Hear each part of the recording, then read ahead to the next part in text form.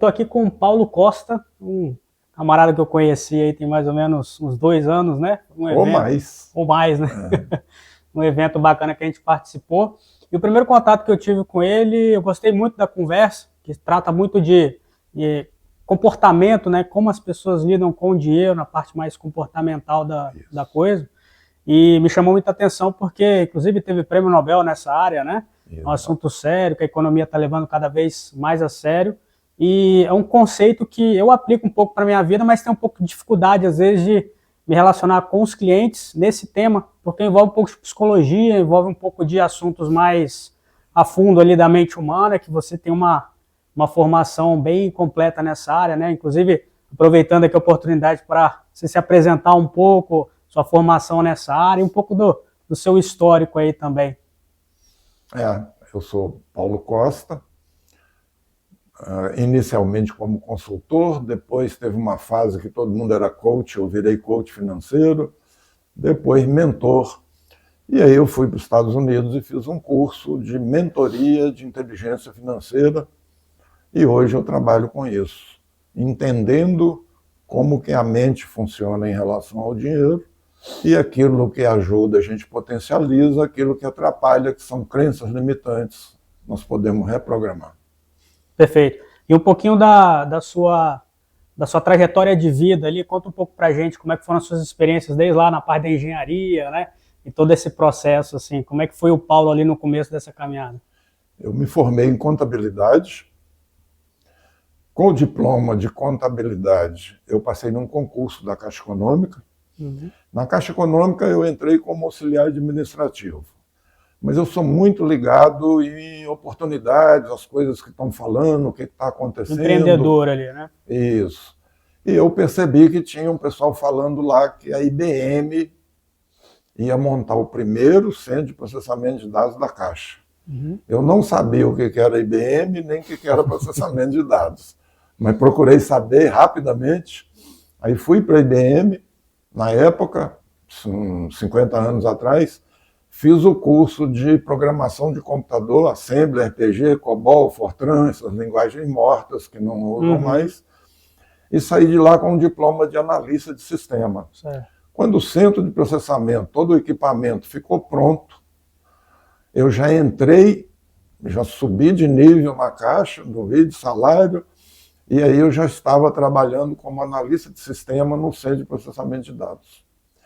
Detestei aquilo. Gostei no primeiro ano, segundo, porque dava status, tinha um bom salário, mas depois eu achei o serviço muito frio. Primeiro que o computador tinha que estar a 14 graus.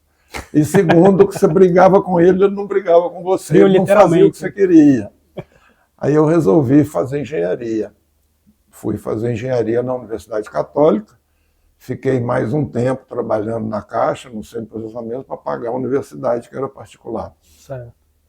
E o interessante, quando a gente é novo, eu ainda sou muito corajoso e aventureiro, mas mais cedo, mais ainda, né?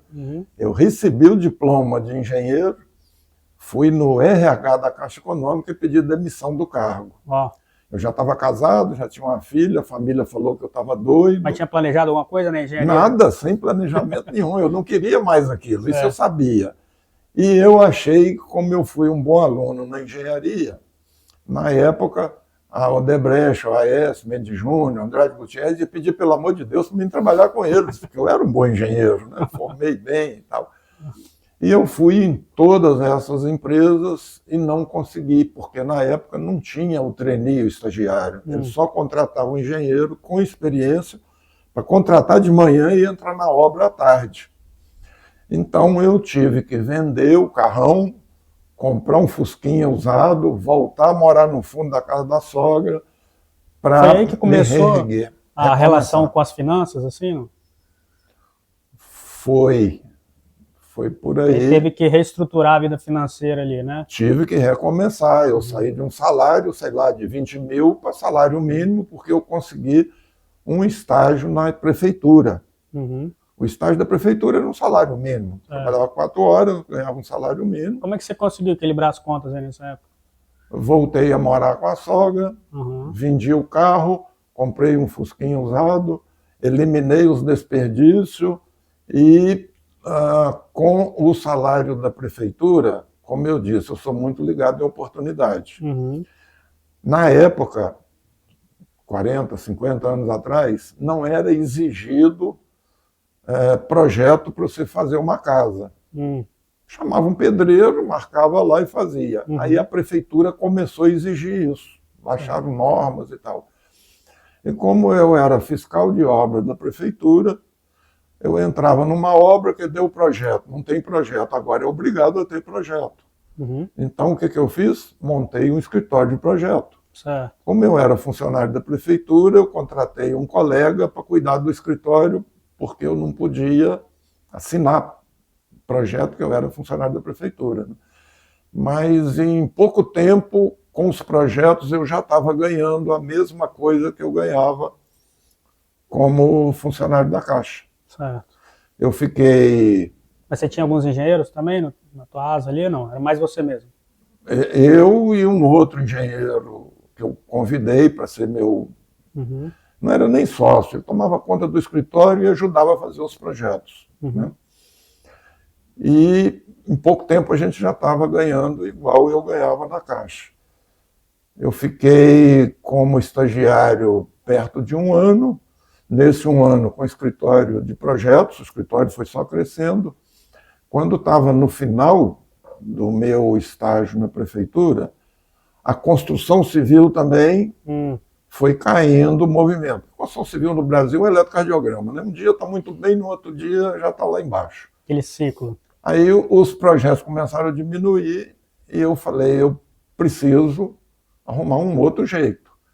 Aí, conversando com pessoas, amigos e tal, falou, abriu um concurso para engenheiro ferroviário na antiga rede ferroviária federal. Uhum.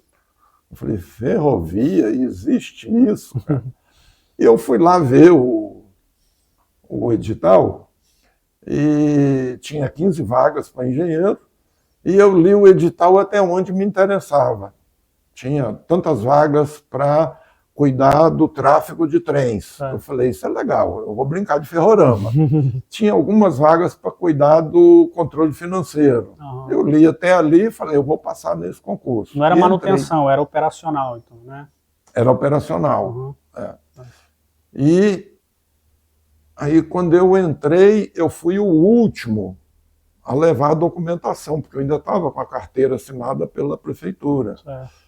Quando eu cheguei lá com toda a documentação, eu falei para o cara, eu quero trabalhar no controle de trens. Eu falei, essas vagas estão todas ocupadas. Uhum. Então me bota no controle financeiro. Também já não tem.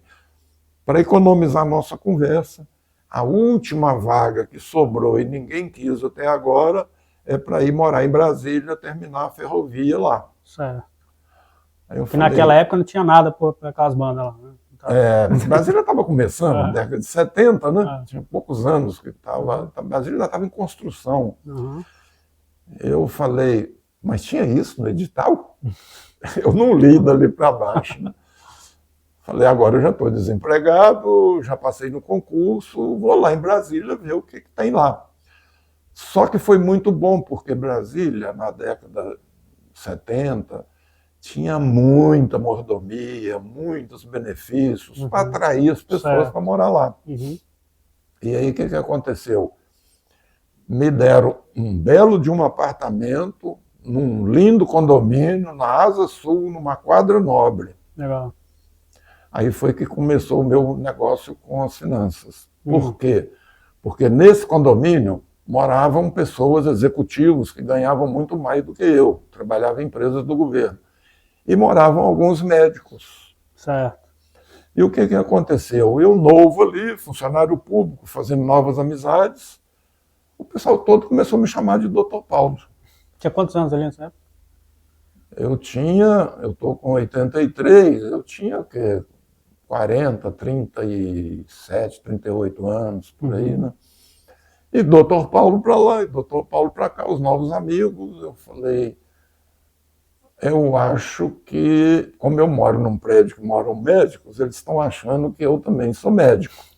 Aí que foi o problema. Daí que foi o doutor. Aí eu fui mordido pela mosca azul, né? Uhum.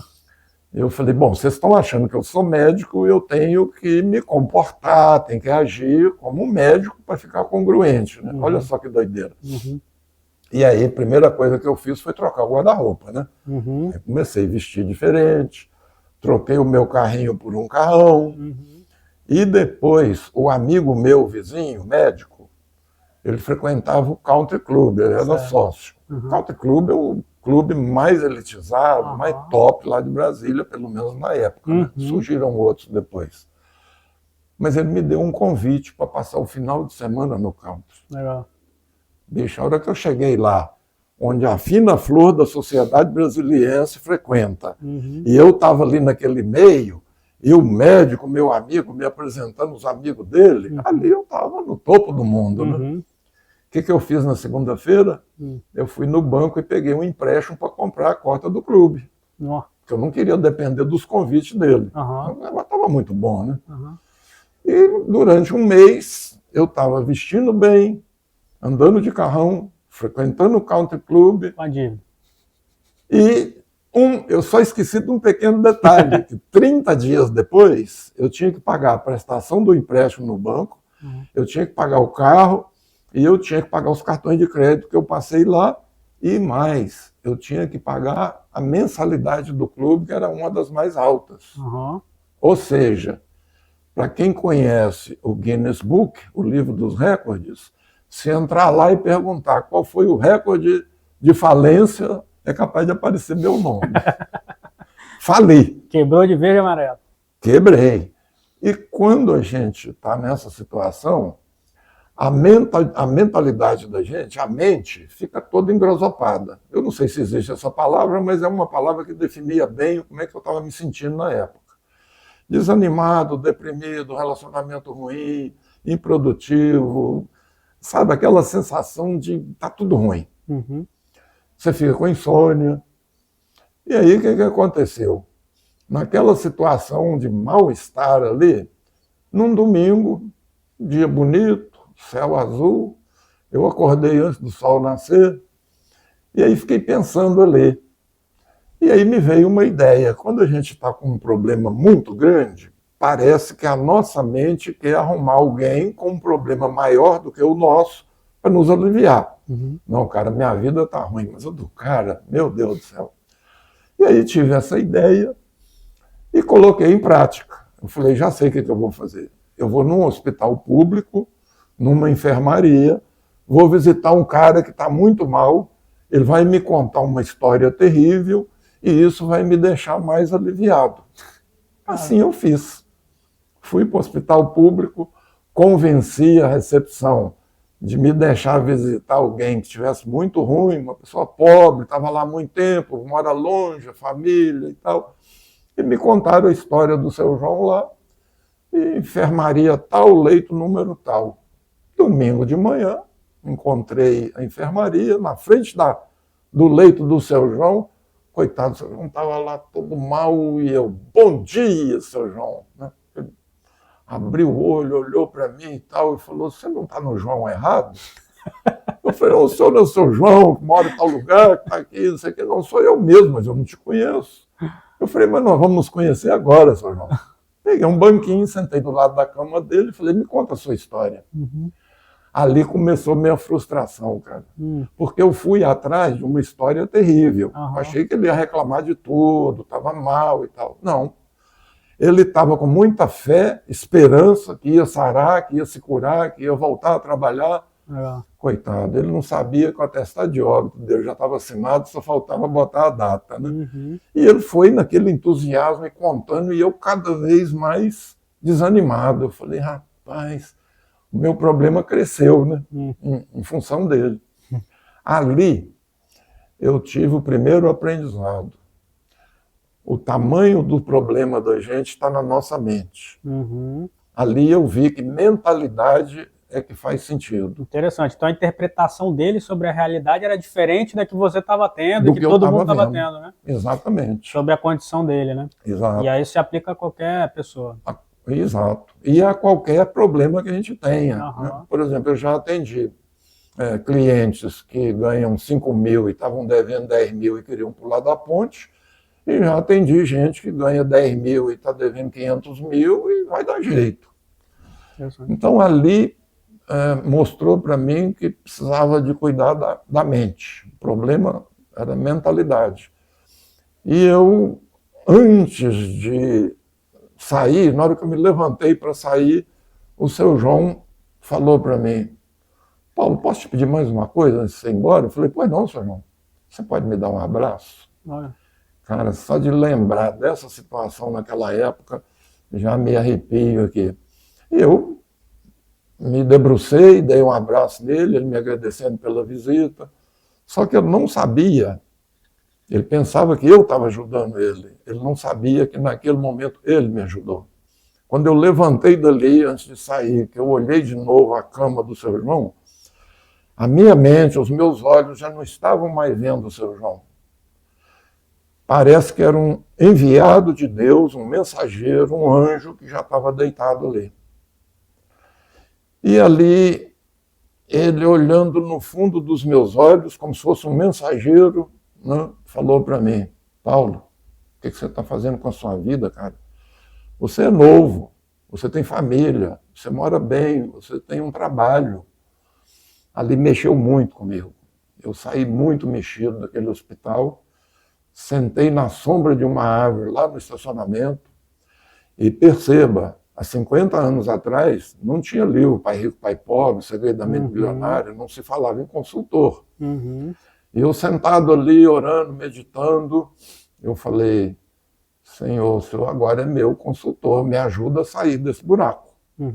Eu me lembro que teve um momento que eu cheguei a me ajoelhar e falei com Deus. Falei: Senhor, se eu conseguir sair dessa situação que eu estou, que está muito ruim, eu prometo para o Senhor que isso aqui vai ser o meu propósito de vida, a minha missão. Enquanto eu respirar, eu vou ajudar pessoas a organizar as finanças. E por isso, eu administrava 300 quilômetros de ferrovia e 250 operários. Quando você já passou por uma situação financeira dessa, você começa a perceber nas pessoas que tem aquela pessoa que está precisando de ajuda. E ali eu comecei a ajudar todos aqueles operários. Eu entrei lá como engenheiro ferroviário e quando eu me aposentei, eu percebi que o que eu mais fiz lá foi consultoria financeira. Todos os 250 operários tinham casa própria, tinham poupança, tinham reserva, e ali na minha aposentadoria eu falei: estou no meu propósito, estou cumprindo a minha missão. Fui para São Paulo, fiz um curso de consultor financeiro e comecei a trabalhar como consultor. Do tipo, você não pode gastar mais do que você ganha, você tem que ter uma planilha, você tem que anotar seus ganhos, tem que anotar seus gastos, tem que eliminar os desperdícios, não pode comprar coisa desnecessária. Alguns clientes acreditavam e faziam, outros clientes começavam e deixavam pelo meio, e alguns clientes nem acreditavam nem começavam. E esse é um ponto interessante nas finanças, que às vezes o óbvio precisa ser dito, né? A gente comunica o óbvio, mas a pessoa tem dificuldade de perceber o óbvio, né? E acho que é aí que você vai comentar mais sobre como as pessoas enxergam, até na questão do seu João, né? Como ele enxerga a condição dele, como as pessoas enxergam esse óbvio, né? Parece óbvio pra gente, mas às vezes pra pessoa ela não consegue enxergar. E não adianta falar, né? Não. Tem todo um contexto, uma construção da mentalidade, que é o trabalho que você faz. Exatamente. Aí o que aconteceu? Eu trabalhando como consultor financeiro, em 2002, o Prêmio Nobel de Economia foi dado a um psicólogo, Daniel Kahneman. Eu falei: pirou tudo na minha cabeça, porque eu formado em contabilidade, analista de sistemas no computador IBM da Caixa, engenheiro e consultor financeiro, tudo dentro da Caixa, tudo é racional.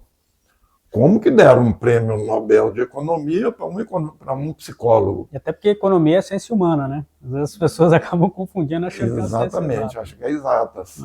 E ele ganhou o prêmio com a seguinte tese: economia não tem nada a ver com matemática, economia não tem nada a ver com números, economia não é planilha.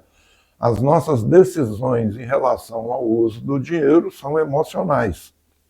Para ganhar, para gastar, para investir, para conversar sobre um assunto, tudo a emoção é que manda. E quem manda nas nossas emoções? As nossas crenças. Tudo que a gente viu e ouviu sobre dinheiro, sobre finanças, no ambiente que nós fomos criados lá na infância, ouviu do pai, da mãe, da tia, da avó, da madrinha, ouviu na escola e ouviu da igreja. Dinheiro é pecado, o rico não vai para o céu, o camelo passa pela agulha, mas o rico não vai para o céu e tal.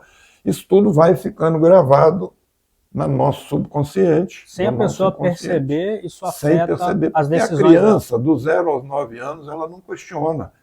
Quem falou foi meu pai, foi minha tia, foi minha avó, foi a professora, foi o padre, foi o pastor. Na verdade absoluta, né? Verdade absoluta, não questiona. E sem perceber aquilo ali está falando com ela no interior. Ele age, enquanto adulto, age através de toda aquela programação que está lá e não percebe.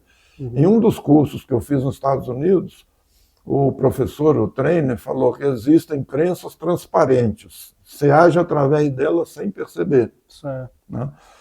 Então, ali, eu comecei a pesquisar onde que eu ia encontrar um curso de mentalidade e inteligência financeira. Para conseguir refazer essa programação básica. Exatamente. Para mim começar a entrar num outro seara que eu não conhecia. Né? Aí, em 2003, eu consegui um curso nos Estados Unidos sobre isso. Entender a mente humana, como reprogramar, como identificar as crenças, como identificar como que a gente funciona e reprogramar isso. Quando eu fiz esse curso lá, que eu cheguei aqui no Espírito Santo, em 2004... Você fez o curso por quanto tempo? Quanto tempo durou isso? Eu fiquei lá uns 6 meses, entendendo isso tudo, né? E voltei de lá com o manual de toda a pesquisa que eles fizeram para chegar nisso, a apostila do curso, tudo, o manual, como aplicar isso e tal. E quando eu cheguei aqui, em 2004, o Banco do Estado do Espírito Santo ia ser fechado. O governador da época falou, não dá mais, vamos fechar. Aí eu tinha amigos lá, o pessoal de greve, com medo de perder o emprego e tal. E eu fiz uma pesquisa. O que eu encontrei nessa pesquisa? Gerentes, executivos, caixas, a maioria dos funcionários do banco super endividados. Eu falei, o problema do banco não é econômico-financeiro. O problema do banco são hábitos, atitudes, comportamentos e crenças, jeito de lidar com o dinheiro dos funcionários. Que além de dever várias linhas de crédito do banco, eles deviam financeiras, outras agiotas, outras coisas. Então, se você não trabalhasse isso, você não ia conseguir virar o lucro do banco. Isso afetava o resultado do banco. Pensa comigo, se o cara trabalha muito, não tem lucro na vida pessoal dele, não sabe o que é lucro, ele não vai preocupar com o lucro de um banco estadual. Então, primeiro tinha que arrumar a vida deles, mudar o jeito de pensar, o jeito de lidar com o dinheiro deles, para eles, sem perceber, ele começar a trazer esse novo comportamento, esse novo pensamento, essa nova atitude, esse novo jeito para o banco. Aí o que aconteceu? Nós começamos a mudar a cultura do banco. A primeira pesquisa que a gente fez, o ambiente do banco era um ambiente de prejuízo, de endividamento, de depressão, de desânimo, de desmotivação. Reflexo do que as pessoas estavam passando. Exatamente. E para arrumar a vida dele, ele tinha motivação. Eu vou mudar suas finanças, sua vida financeira, vou mudar sua qualidade de vida, a qualidade de vida da sua família.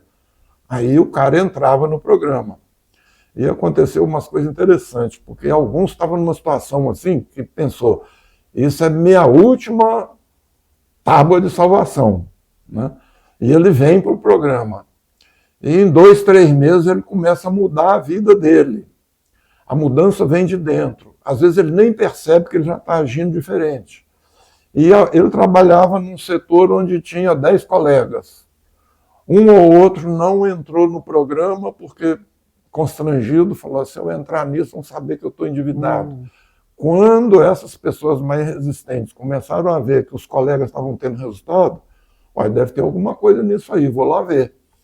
E aí a gente começou a receber todo esse pessoal. Então a gente fazia mentoria em grupo, presencial, com grupos de 25, 30 pessoas e aceleramos o processo. E como é que eram essas mentorias? O que se passava ali? É uma apostila, né, com exercícios para cada um, apesar de ser em grupo, o resultado era individual. Porque cada um ia colocando lá as respostas de o que ele viu e ouviu, como que ele funciona. Certo. Então cada um tinha um manual de como funciona a mente dele em relação a dinheiro. E chegou num ponto que eu sabia a vida de cada um, o que estava afetando, como que ele funciona e como que eu teria que agir ali para reprogramar. É mais ou menos como formatar um computador. Seu computador, com o tempo, vai entrando no vírus, vai travando, te passando raiva, aí você fala, tem que chamar o técnico para formatar. O cara abre ali, ele já percebe quais são os programas que estão contaminados, estão com vírus, tira, pega suas informações, salva, passa antivírus, coloca novos programas, volta com as suas informações positivas ali, e seu computador está formatado. É a mesma coisa que eu faço com a nossa mente. Então, o primeiro passo é fazer um diagnóstico. Sim, a história toda de vida. A história de vida toda, para entender esses gatilhos, né? Isso. E depois fazer essa formatação do HD da pessoa ali, né? Trazer... A gente tira o HD e já bota logo um SSD lá dentro. Mais prático. Muito bom. E aí essa pessoa está pronta para ir para o último passo, que é a rota da prosperidade. Demora quanto tempo esse processo? Assim? No caso deles lá, que era 30 pessoas, era presencial, cada um tem sua velocidade. Então eles passaram 16 horas comigo. Alguns vieram do interior, eles ficaram 2 dias comigo. E os funcionários daqui, né, da Grande Vitória, a gente ficava com eles de 8 ao meio-dia, todo dia, na semana, e 4 dias, segunda, terça, quarta e quinta, de 8 ao meio-dia. Na quinta-feira ele já estava com outra mentalidade. E como é que você fechou esse negócio ali com o banco, né? Porque imagino que, às vezes, o gestor ele tem alguma resistência, até lidando com empresários aí que até devem estar assistindo a gente também, alguma resistência de entender que isso realmente é importante, de que muda até o resultado da empresa, né?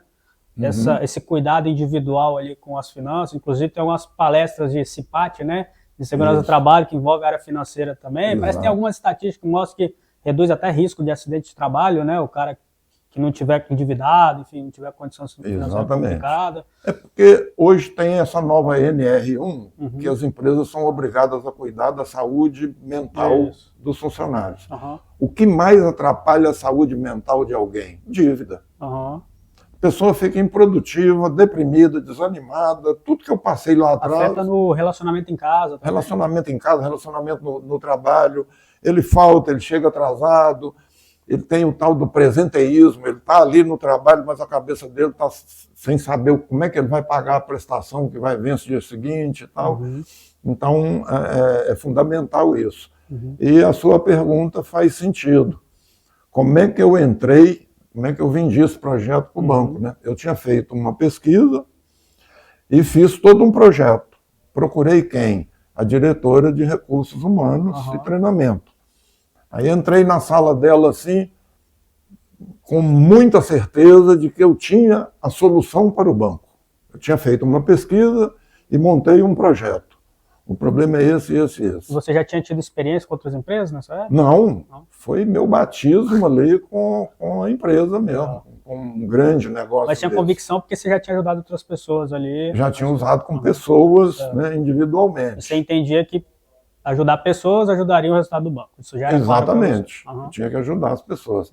Aí a diretora de recursos humanos falou, eu encontrei com ela 1 ano ou 2 atrás, ela me deu uma entrevista, ela já está aposentada. Ela falou, Paulo, lembrando bem o dia que você entrou na minha sala lá, mas você entrou assim, com uma certeza de que você tinha a solução e a gente estava num problema grande, porque ia ficar desempregado, ia fechar o banco. Eu falei, eu vou acreditar nesse cara. A gente já contratou um monte de coisa aqui que não deu certo. E ele está me passando assim uma posição, uma segurança, uma certeza. Aí ela falou, mas eu não posso te contratar, porque é um banco estadual. Aí tem que fazer todo um edital, concorrência e tal. Eu falei, por aí não vai adiantar, não.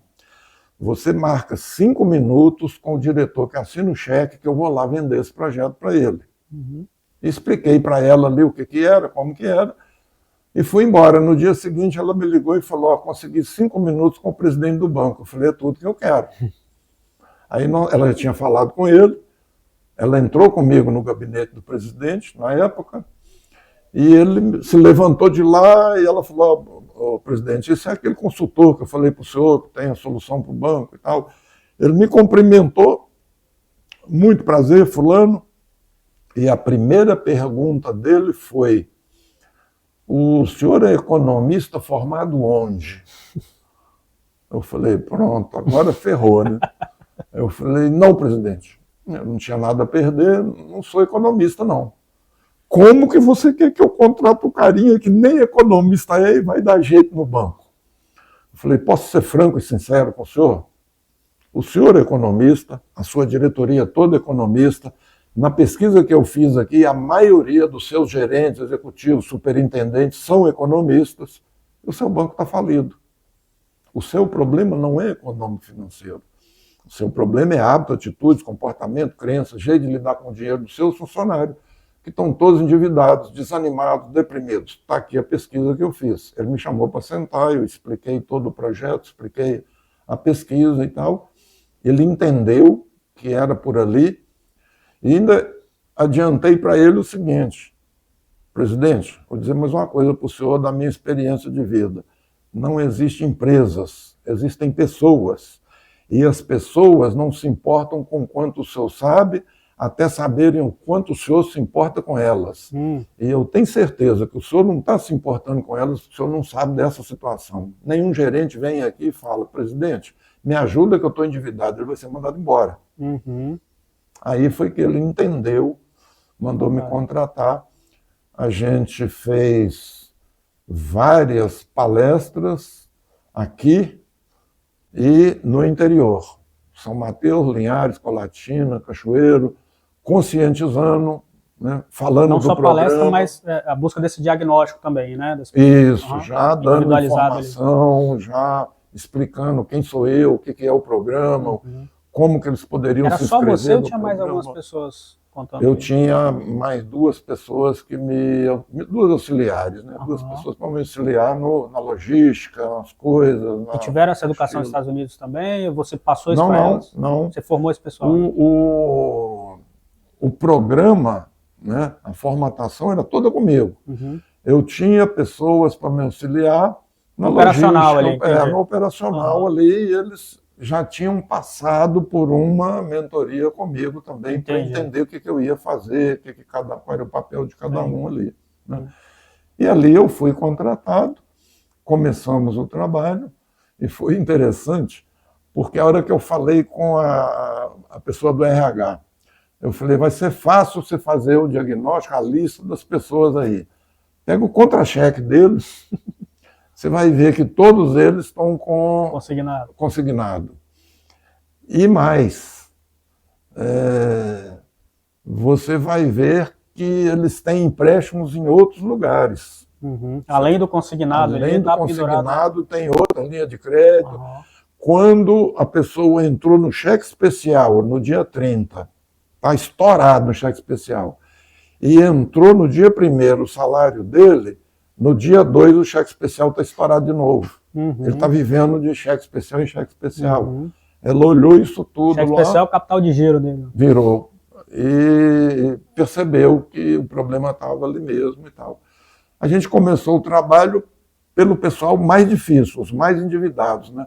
Eu falei, cara, não dá para a gente começar por um mais fácil? Eu falei, não te contratamos para fazer o fácil, não. Nós vamos botar logo os que já tentaram suicídio aqui, porque... Até porque seria um bom exemplo para o restante também, né? E aí a gente começou e com 3 meses já saiu no jornal que o banco já estava mudando, que já estava mudando o jeito, já começou a aparecer os primeiros lucros.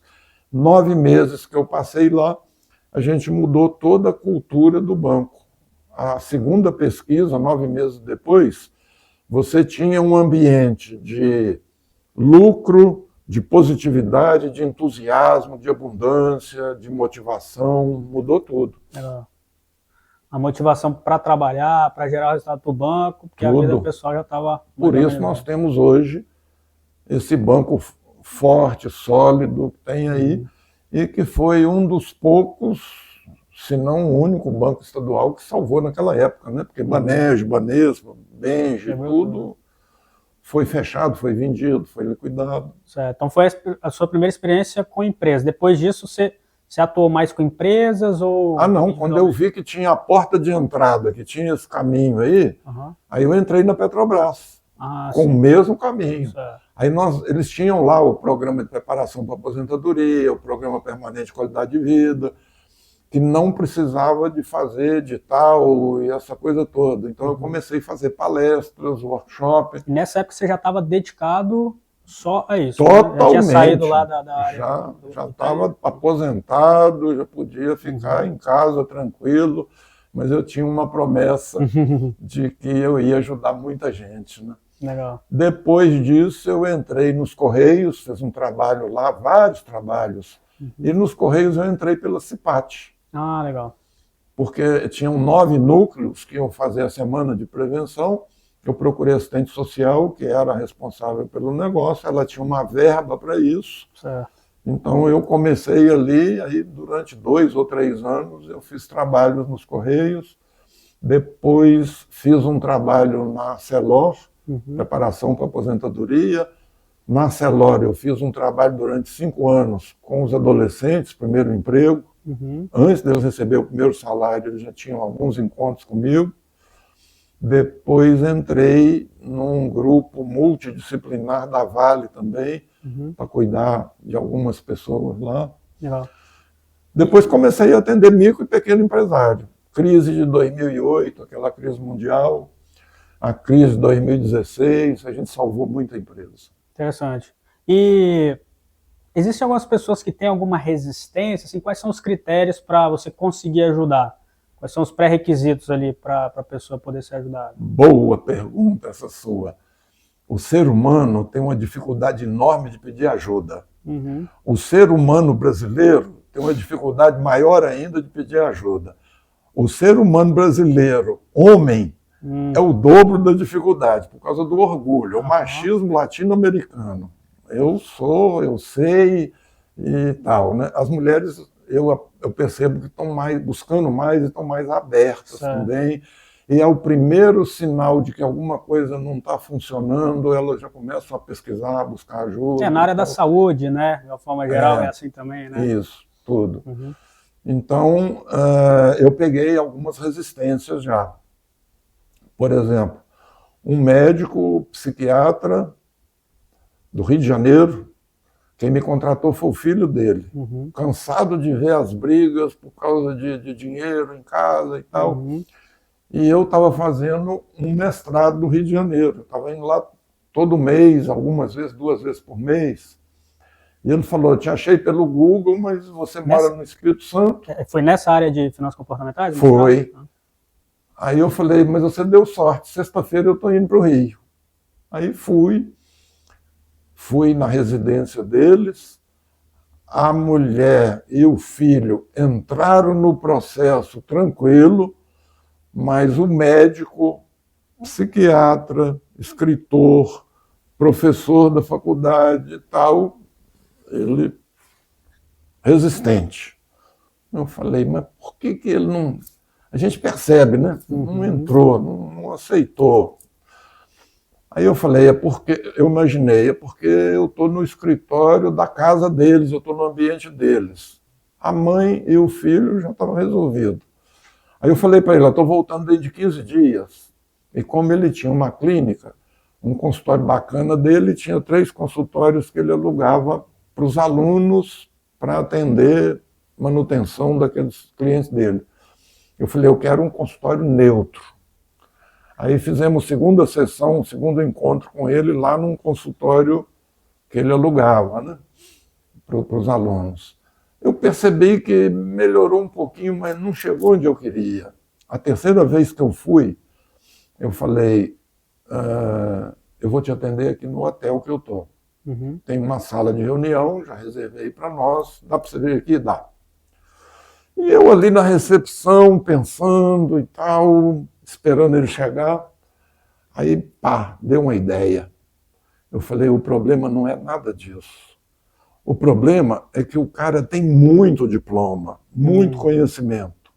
E no inconsciente dele deve ter passado o seguinte, pô, eu sou o cara, eu sei tudo. Vem esse carinha me ensinar o quê aqui? E eu vou me permitir fazer uma brincadeira com um ditado popular que dizem por aí, né? É domínio público. Algumas pessoas brincam assim, que os advogados acham que são deuses. Os médicos têm certeza. O médico psiquiatra mais ainda. Sabe? Então eu percebi essa coisa ali, eu falei, a resistência não está no lugar nem nada, está no inconsciente dele. Certo. Aí o que eu fiz? Tive uma ideia, peguei um envelope na recepção e escrevi lá, documentos importantes do doutor fulano. Quando ele chegou, eu falei, antes da gente entrar lá, eu quero fazer uma brincadeira com você. Lembra o dia que você se formou em medicina? Auditório cheio, familiares, amigos e tal. Aí chamaram lá em cima para você receber o seu diploma. Está vendo o diploma aí na sua mente? Eu fui induzindo e a mente não percebe o que é imaginário do que é realidade. Olha só, está escrito seu nome aí no diploma. Bota esse diploma aqui nesse envelope. Depois você fez uma especialização, você também recebeu um certificado, está vendo aí? Coloca aqui. Depois você fez um mestrado também, né? E fui esvaziando aquilo, botando os diplomas todos no envelope, lacrei o envelope, entreguei na recepção, falei, ó, tem documentos importantes aqui do doutor, depois da nossa reunião ele pega com você. Não, o senhor pode ficar tranquilo que eu vou trancar no cofre. Aí falei, vamos lá. Aí ele entrou no processo, porque já não tinha mais essa diferença, a gente estava na mesma página, como se diz, né? Aí o trabalho foi legal. Legal, legal. Bacana, muito bom. Tem outro caso, assim, também, de pessoa que você viu que foi um caso que estava difícil de resolver por alguma razão, nem que seja resistência ou não? Não, se ele chegou até mim, na primeira sessão de diagnóstico, eu já percebo quais são as dificuldades, o que eu vou encontrar ali. Até hoje eu só dei cartão vermelho para um cliente nessa sessão. Eu percebi que não ia dar, não ia entrar e tal. Estava ele e a mulher dele, os dois médicos, né? Ela procurando, perguntando, querendo muito, e ele lá meio assim, resistente, né? Aí eu falei, olha, nós vamos fazer o seguinte, eu vou começar a mentoria por ela, depois que ela terminar todo o processo, aí a gente vai fazer com você. Ele não voltou mais. Entendi. Então existem níveis de problema, né, na visão da pessoa, né, como você coloca, que isso depende da forma como ela vê a vida, né, os problemas dela. Isso. E naturalmente, quanto mais ela percebe esse problema como muito sério, talvez seja mais difícil ainda de conseguir engatar ali uma solução na mente dela, né, refazer essa programação, né? A maioria das pessoas chega num mentor financeiro, primeiro sem saber o que é mentor, o que é mentoria. O que é mentor, o que é mentoria? Uma pessoa com 83 anos, que já passou de tudo na vida, muita coisa deu certo, muita coisa deu errado, o mentor passa, né, a experiência de vida. Ó, vai por aqui, que por aqui dá certo. Por ali não, que eu já tentei e não dá. Então, é experiência de vida. Mas como eu já fui encontrando clientes que no meio do processo eu percebo que tem lá um problema que está mais profundo, por isso eu fui fazendo mais cursos. Aí eu fiz todos os cursos de programação neurolinguística, Practitioner, Master, Trainer, pós-graduação, fiz curso de terapeuta, fiz curso de hipnose, fiz curso de tudo que pode me ajudar a ajudar a pessoa. Então, beleza, assim, se trata muito da percepção da pessoa, mas tem muito problema que é concreto mesmo, né? Assim, às vezes a pessoa está com muita dívida consignada ali, né? Não está conseguindo respirar financeiramente, o banco realmente está, né, tá pesando ali a dívida, o juro está pesando para ela. Então, é até uma questão meio técnica, né, matemática, de como resolver esse problema para fazer ela respirar financeiramente. Mesmo que você mude a mentalidade dela, mas tem problemas que são mais concretos, assim. Como é que resolve nesses casos? Vou te contar um exemplo claro. Mudou a mentalidade. Na pandemia, me procurou um médico cardiologista. Uhum. Ele estava todo enrolado. Quem contratou foi a irmã dele, porque nem dinheiro para me pagar ele tinha. Uhum. E começamos a mentoria ali no meio do ano da pandemia. Fomos fazendo, mudando, reprogramando e tudo. E aí ele tinha uma dívida no banco que estava quase 200 mil. Uhum. Depois que você muda todo o jeito de pensar, fica mais fácil para a pessoa enxergar outras coisas. Entender a solução. Porque quando eles chegam no meu escritório, a maioria das pessoas chegam com planilha, extrato bancário, extrato cartão de crédito. Eu acolho isso tudo e falo, isso aqui nós vamos resolver depois que a gente mudar o seu jeito de enxergar o problema. Sim. Tá? Aí no final a gente vai para a parte prática. Aí eu falei para esse médico, eu falei, doutor, você está com um monte de empréstimo, que o total dá 200, quase 200 mil lá no banco. Ele começa a fazer plantão, sexta de noite, sábado, domingo, para pagar o banco. Débito em conta. Então, no caso específico desse, ele era médico CLT num hospital, na época com um salário em torno de 8, 10 mil, só para fazer o plantão final de semana. Então ele longe da família, dormindo mal, comendo mal, fazendo o plantão dele lá, no final do mês caía 8, 10 mil na conta dele lá, e o banco já debitava os empréstimos dele, que a prestação dele estava nessa faixa. Certo. Quando chegou num ponto que ele não conseguia aumentar o ganho, ele não conseguia mais tempo para fazer mais plantão, aí chegou no limite. Ele falou, preciso de ajuda. Uhum. Quando mudou o jeito de pensar, lá no final da mentoria, aí nós vamos para a parte prática. Certo. Eu falo com ele, doutor, você vai mudar o dinheiro que cai nesse banco, você vai mudar para outro banco. Você tem conta em outro banco? Tenho. Então você vai lá no RH e fala, o meu salário agora eu quero que caia aqui. Uhum. Não vai cair mais lá e não vai ter dinheiro para o débito em conta. Aí ele falou, eu levo tudo muito na brincadeira, porque ainda é um trauma, é um tabu falar sobre dinheiro. Então eu levo a coisa para um patamar mais lúdico, mais leve. Aí eu falei para ele, né, que não mudar a conta. Ele falou, mas aí vai sujar meu nome. Aí eu tiro lá uma caixa de sabão em pó Omo, onde eu fiz um adesivo assim, limpa nome numa lavada. Não tem problema, doutor, se sujar a gente tem o produto aqui para limpar o nome. Não, você não está entendendo. Meu nome vai para o SPC. Eu falei, doutor, é a melhor coisa que pode acontecer. O que é SPC? Serviço de Proteção ao Crédito. É uma instituição que vai te proteger para você parar de fazer empréstimo. Ou seja, nem vão te cobrar por isso. Algo interessante. Vai é a te forma proteger. de perceber as coisas. Mas aí eu queria ver, Paulo, se você vai comigo lá no banco, porque a gerente é minha amiga, para a gente renegociar.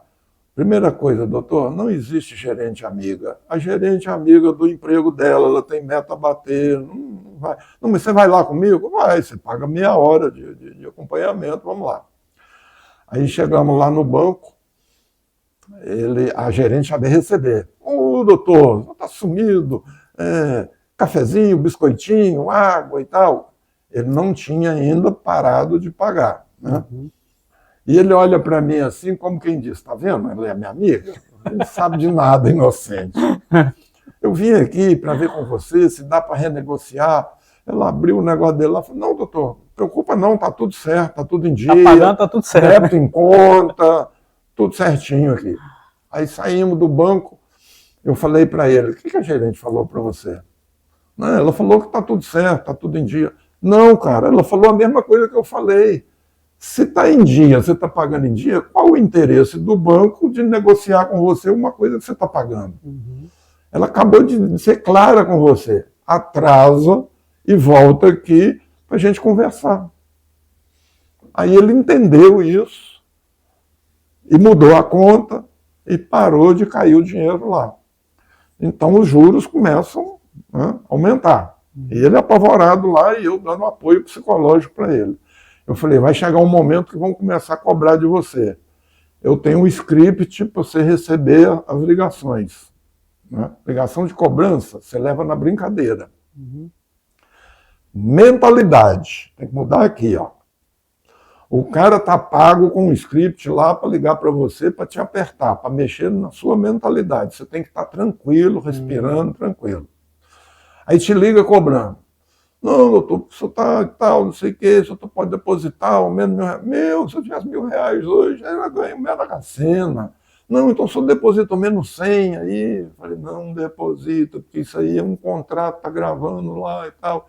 Você fala para ele o seguinte, se eu falar para você que hoje eu tive que quebrar o cofrinho de moeda das crianças para comprar o almoço, você acredita?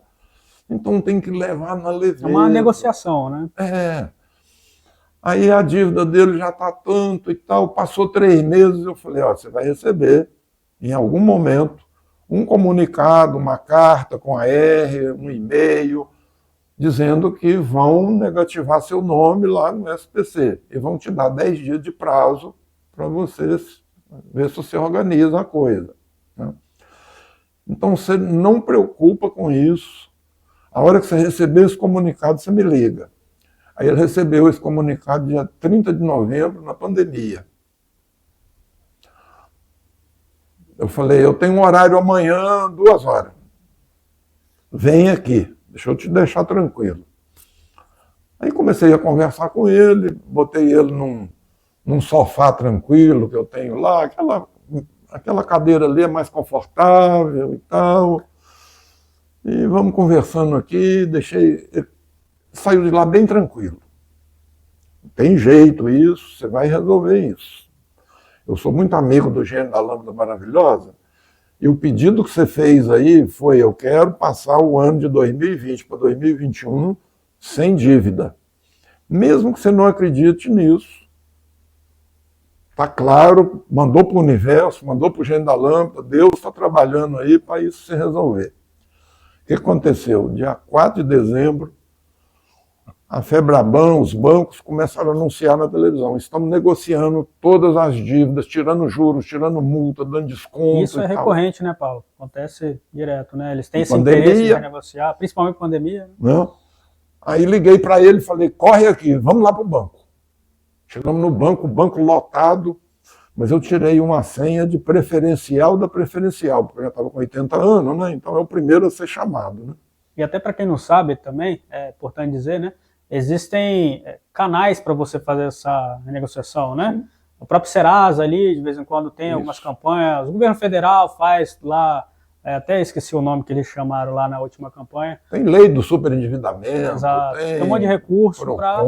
Tem um monte de jeito. Não, tem que ficar com a cabeça tranquila. Isso. Quer dizer, para o banco é melhor receber alguma coisa do que receber nada, né? Porque ele tem interesse em renegociar. Né? E quem esquenta a cabeça é pau de fósforo e ainda morre queimado, né? Então não precisa esquentar. E numa negociação, né, que é o caso, renegociação de dívida, né, se a pessoa estiver psicologicamente abalada, ela já sai em desvantagem ali na negociação, né? Então, por isso eu fui junto com ele. Fortalecer a pessoa para ela conseguir negociar ali. Aí sentamos na frente da gerente dele, a gerente abriu lá, doutor, com os juros e tanto, tá dando 200 e pouco mil. Mas eu tenho uma proposta para fazer para o senhor. O senhor vai pagar 4 mil de sinal de entrada e o restante nós vamos dividir em parcelinhas de 3 mil.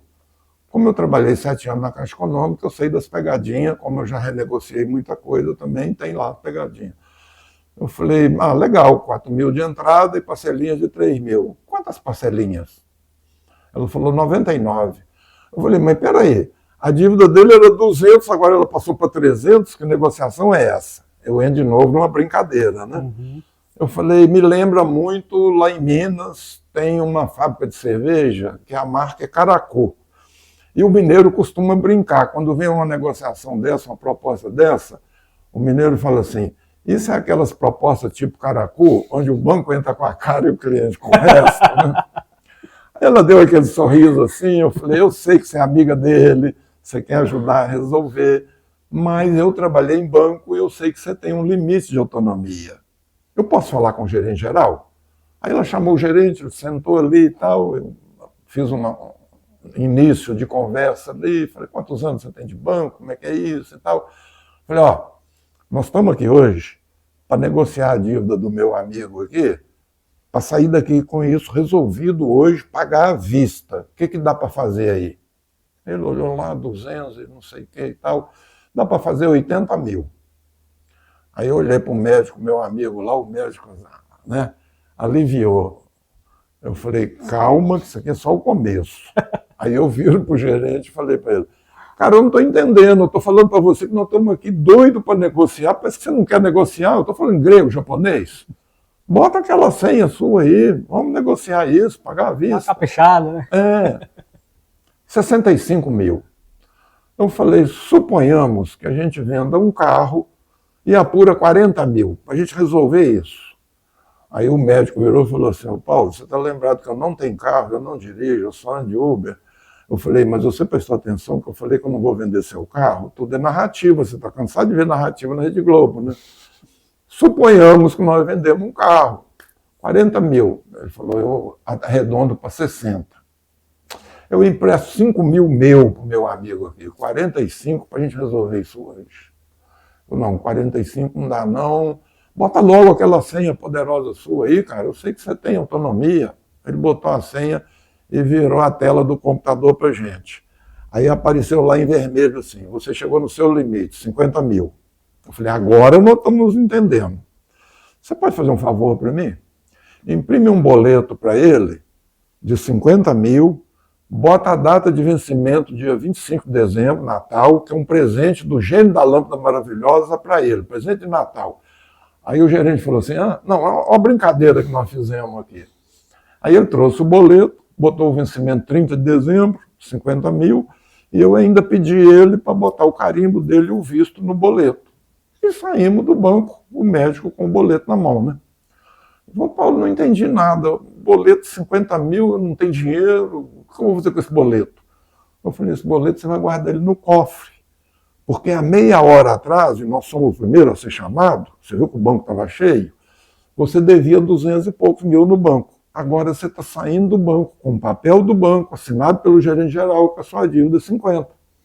Se até o dia 30 você não conseguir esses 50, nós vamos voltar aqui em janeiro, fevereiro, março, para negociar os juros desse boleto.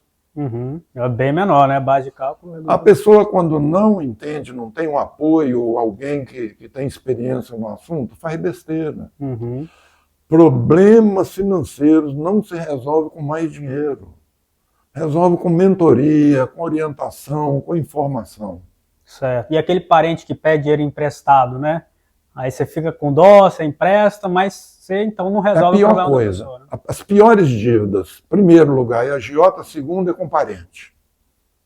Você fica. Como é que resolve isso? Berlinda. Fica naquele constrangimento de não emprestar dinheiro para o parente está com dificuldade. Como é que lida com a situação? Diga não. Diga não, simples Sem assim. culpa. Sem culpa, cara. Eu já atendi, nossa, centenas de pessoas que têm dificuldade de dizer não. E todo endividado porque foi no banco, pegou dinheiro emprestado no nome dele para fulano. Eu já atendi gente que foi na Casa Bahia com a amiga, porque a amiga estava negativada, para comprar uma TV, que a amiga queria trocar a TV. A pessoa saiu da Casa Bahia, a amiga com a televisão levando para casa e ela com o carnê levando para casa dela. Pagou o carnê da TV da outra. Eu falei, vai receber, mas vamos fazer um processo. E se já está negativado, tem algum motivo, né? Que é o que você falou, né? A proteção do crédito. Né? Então ela que fique sem a televisão. Se ela não pode comprar, você vai comprar para ela. Né? Se alguém... Eu vim de família pobre. Minha mãe teve 10 filhos. Você é mineiro, né? Eu sou o mais velho, sou mineiro. E nasci na roça, no Vale do Jequitinhonha, que é o lugar mais pobre de Minas. Se eu conseguir chegar onde eu cheguei, qualquer pessoa pode. Mas a coisa da igreja, às vezes, aquele mandamento de amar ao próximo, ele pega muito na gente. O pessoal esquece da segunda parte. Amar ao próximo como a ti mesmo. Se você não se ama, como é que você vai amar ao próximo? Outra coisa que acontece muito, a criança, lá na infância, do 0 aos 9 anos, em alguma circunstância, em algum momento, em algum evento, aquela criança sentiu que faltou amor, carinho, atenção, por algum motivo, mesmo que não tenha faltado. Mas na mente daquele momento ali, aquela criança falou, pô, estão dando atenção para todo mundo e não está para mim, eu não tenho o amor que eu estou querendo e tal. Aí abre um vazio aqui dentro da gente, que a gente não sabe que tem esse vazio e nem sabe como preencher. Mais tarde, às vezes na adolescência, você fez coisas assim fantásticas, resolveu problemas esperando um reconhecimento. Esse reconhecimento não veio ou não veio do jeito que você gostaria. Aí esse vazio aumenta. Enquanto adulto, a gente não percebe que tem esse vazio e se sabe que tem, não sabe como preencher. Por isso você vê pessoas preenchendo esse vazio com compras compulsivas, preenchendo esse vazio com bebida, com droga, com sexo compulsivo, com jogo, porque ele acha que está preenchendo aquilo que ele não teve lá. Então você que é o bonzinho e faz um negócio para o outro, o que você está buscando? Amor, reconhecimento, afeto. Pô, cara, eu te amo, você é o máximo, você é o bonzinho. Então você está preenchendo, achando que está preenchendo aquele vazio e está se ferrando. Então o amar ao próximo, esse mandamento devia vir ao contrário. Ame-se primeiro para depois se amar ao próximo. Certo. Cuida primeiro de você, depois da sua família, e depois você vai pensar no resto. Como aquele procedimento do avião, de colocar a máscara primeiro em você. Outros, né? Se você pensar um segundo, se você ajuda a velhinha ou a criancinha que está do seu lado, você já está com problema de respiração. Já era. E para aquelas pessoas, principalmente da área comercial, por exemplo, né? A pessoa precisa, de certa forma, igual você lá no clube, né, que passou por isso, ter que impressionar ali os seus potenciais clientes, de repente, né, os doutores ali, né, as pessoas que estavam se relacionando, e acaba tendo que gastar um pouco mais, comprar um carrão, impressionar dessa forma, né, material. Como é que a pessoa consegue lidar com isso para se posicionar bem, que precisa muitas das vezes, até na cabeça dela, de bens materiais para isso, sem prejudicar as finanças ali? Qual... A frase que eu fiz quando eu entrei naquela dificuldade. Se eu soubesse que tinha INPI, que eu podia registrar a frase, hoje teria registrado. Hoje é domínio público. Status é aquilo que eu fiz lá. Status é você comprar o que você não precisa, com o dinheiro que você não tem, para mostrar para pessoas que você nem conhece uma pessoa que você não é. Isso ferra com a sua vida. Então, não é por aí. Eu, às vezes, meu escritório é do lado do Shopping Praia da Costa. Às vezes eu vou lá tomar um lanche, dar uma volta, eu sento ali num sofá, num banco daqueles ali, e fico prestando atenção nas pessoas andando pelo shopping. Você, às vezes, vê, tudo é muito de atitude. Não é a roupa que faz o monge. Não é o carro que vai fazer a pessoa. Senão eu tinha que andar com uma Ferrari. Né? Não é por aí. Eu vejo pessoas andando ali, de repente vem uma mulher lá, que você vê que ela está de grife, marcas famosas da cabeça aos pés. E tudo mostrando assim. Né? Chanel, isso, aquilo e tal, bolsa. Mas a pessoa anda assim, não me passa confiança. De repente vem uma outra, que você olha assim, a roupa dela, tudo o negócio dela está combinando. Mas você percebe que tudo foi comprado no Polo da Glória. Então é bom gosto e atitude.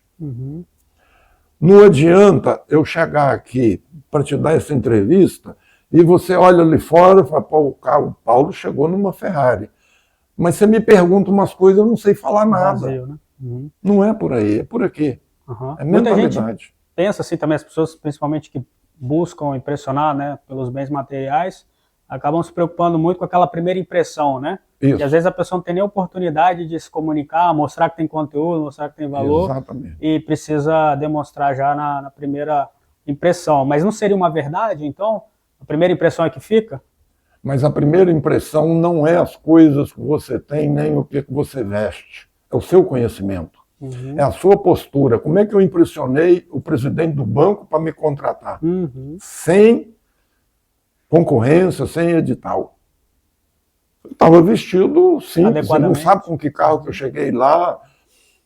Foi a minha atitude diante da gerente de RH, tem o depoimento dela no meu Instagram, Uhum. ela dizendo como é que foi isso. E qual é o seu Instagram mesmo, pessoal? Paulo Costa Finanças. Uhum. E tem o depoimento dessa história minha com o presidente do banco.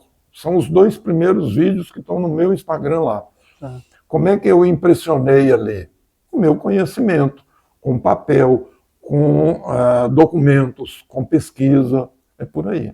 Certo. E aí ali ele viu que o cara sabia do que estava falando e que o cara era a solução. Perfeito, perfeito.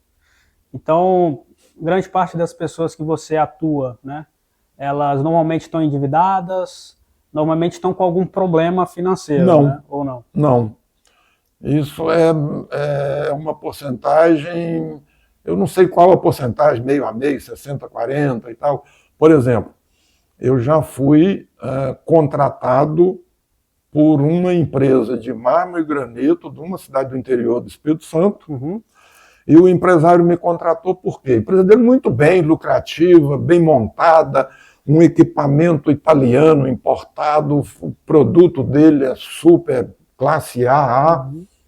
Ele foi convidado por uma empresa de mármore e granito da Flórida, nos Estados Unidos, que mexe também com mármore e granito, só tem cliente classe A, e não estava dando conta de entregar. Então ele fez um contato com essa empresa, pesquisou lá e convidou essa empresa para ser parceiro dele. Como é que é essa empresa? Um cara que começou como motorista de caminhão numa empresa, aprendeu tudo, montou a empresa dele, 20 anos de empresa, empresa muito bem e tal. Deu medo, deu insegurança. Empresa americana, como é que eu vou mexer com isso e tal? Aí me contratou para tirar esse medo, para organizar a mente dele. O que eu fiz? Peguei o carro, fui para essa cidade do interior e fiz uma imersão com eles, ele e os 2 filhos, sócios. Sexta, sábado e domingo. Limpamos, mudamos toda a mentalidade deles e no final do meu trabalho eles não aceitaram a parceria com a empresa americana. Eles mandaram uma proposta de comprar 50% da empresa americana. Caramba. Compraram 50% da empresa americana. Hoje os filhos que falam inglês estão morando na Flórida, legal. O Instagram dele está em inglês e está faturando em dólar. Que bacana, hein? Então, às vezes, a pessoa está prosperando, ela precisa dar o próximo passo, ela pode procurar... Por isso que eu escrevi o livro Dinheirofobia. Uhum. Fobia é medo. É medo de... Livro Dinheirofobia. Fobia é medo. Medo de ganhar dinheiro. Mostra ele na câmera. Dinheirofobia. Dinheirofobia. Medo de ganhar dinheiro, medo de perder dinheiro, medo de investir, medo de não ter dinheiro no futuro. E nesse livro eu conto vários cases de sucesso das minhas empresas, as dificuldades que eu passei. Eu construí um hotel de 40 apartamentos numa cidade do interior de 25 mil habitantes. Tinha 40 apartamentos, piscina, restaurante, sala de eventos e não botei chuveiro elétrico. Há 20 e tantos anos atrás eu já botei placa solar para aquecimento de água no chuveiro. Uhum.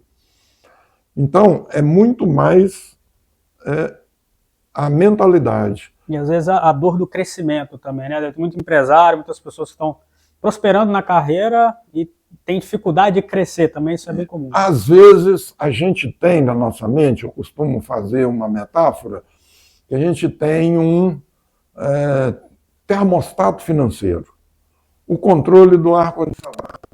Nós entramos nessa sala, a sala estava quente. Você ligou o ar e programou para 22 graus. Aí estamos aqui conversando e tal, o ar-condicionado funcionou, chegou em 22, ele desliga.